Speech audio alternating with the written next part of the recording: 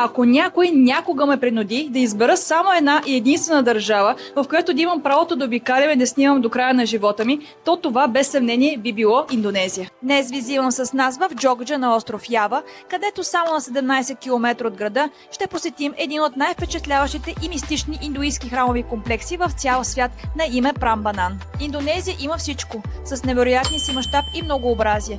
И не случайно я наричат спящия гигант на Югоизточна Азия. Трудно да се намери друга страна в региона, която да предлага толкова големи контрасти на толкова много нива. Биоразнообразие, културна мозайка и сблъсъкът между древното и модерното. Днес ще разгледаме едно от най-големите културни наследства на остров Ява – храмовият комплекс Прамбанан. Той е построен през класически период на древна Ява, приблизително между 9 и 10 век, по времето на кралството Матарам. Според надпис от 856 година, комплексът е издигнат като домът на Шива. И точно това усещане носи и днес. Силна вертикална архитектура, остри силуети и камък, който разказва истории. Религията тук е индуизъм, а сърцето на комплекса е посветено на Тримурти. Трите проявления на божественото в името на Брахма, Вишну и Шива, които олицетворяват сътворението, съхранението и преобразяването. В центърът се издига храмът на Шива, най-големият и най-високият с около 47 метра. Прамбанан не е просто една сграда, а цяла каменна вселена. По релефите на стените ще видите сцени от Рамаяна, епос, който се чете като филм, запечатан върху камък.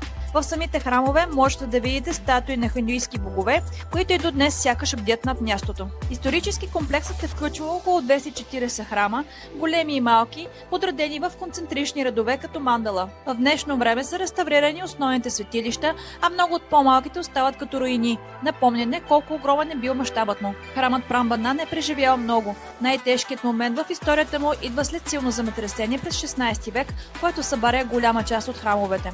От този момент нататък мястото спира да бъде активен религиозен център и оставя само разпилени каменни руини. Дълго време те стоят занемарени, докато холандската колониална администрация не започва планове за реконструкция през 1918 година, а сериозната реставрация реално тръгва през 1930 година.